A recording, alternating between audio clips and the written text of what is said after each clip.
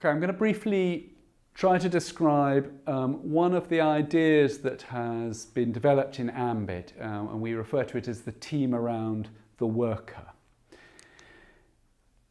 The team around the worker is a shift of emphasis, and I really want to emphasize that it is not an alternative to this idea of the team around the child or the team around the client. It's a complementary idea. So where the team around the child or the team around the client involves an array of different professionals bringing their different skills, here the focus is all on your professional role and your professional skills. To use an analogy in mountaineering, it's a little bit like this particular climber, how he or she places their ice axe, how they approach this particular part of the climb, the technical skills that they have that enable them to be the right person to be leading that part of the climb. Now, team around the worker takes a different line. Team around the worker places a trusted, what we would call a key worker, in the middle and arrays the professionals around that worker, so that the professionals, if you like, are trying to make sense of who in this network does the young person, the client, have trust in? Who does the client see as their key worker, the person that gets me, that really understands me? Where, in other words, is this word that we talk about in another video, epistemic trust? Where is the openness to learning from? And it's really here the emphasis is less on skills and roles and much more on relationships. And it's not that you want one or the other, you want both of them. It's a both and dilemma. So let's just look at this in an example that's fictional but is hopefully reasonably realistic. What I want to focus on here is that where mentalizing is both our therapeutic stance with the client, but it's also our kind of, if you like, cultural, collective kind of duty to look after the mentalizing of our colleague who is in that quite tricky situation of being the person that our client has identified as, you get me, you understand me.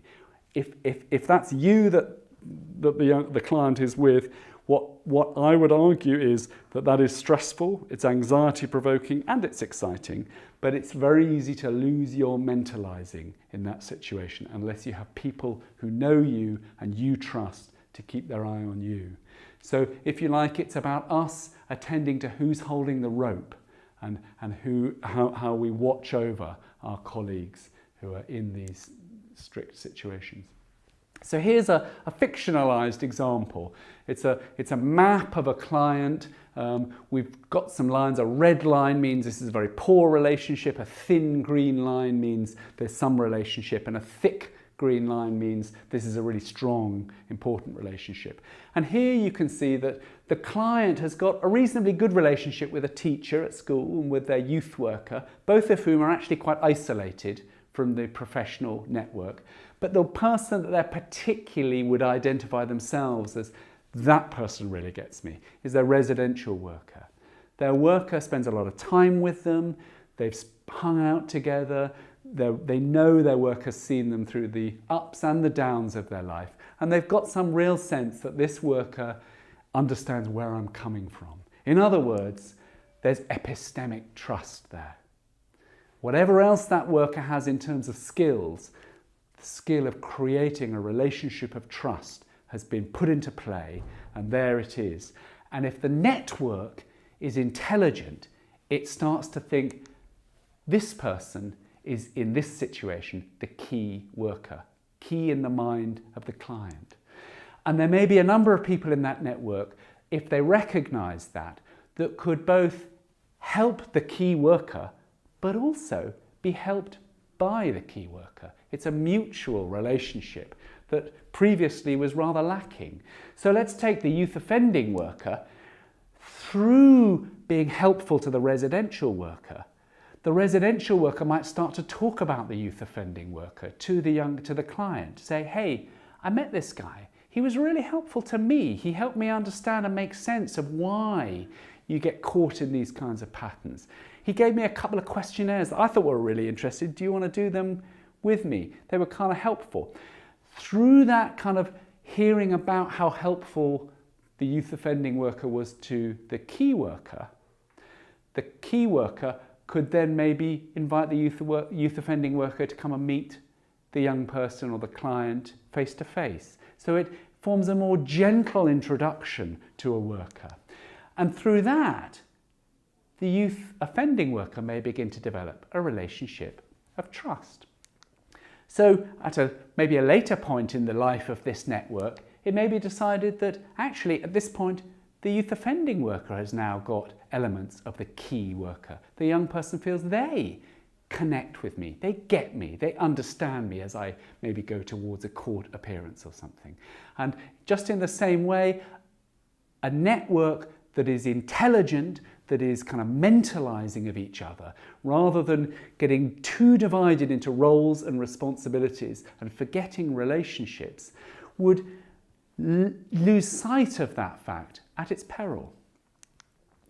So here we're talking about a key worker not as an organizational role, but as, if you like, a relationship description. Who gets the young person? And just to kind of articulate this in terms of where does this fit in AMBIT? Well, it kind of fits all over our map, our wheel. But in particular, I would say this is about scaffolding existing relationships. That residential worker is an important person in the life of the young person, and for other parts of the network to support them is helpful in both directions. Equally, it's about key worker taking responsibility for integration.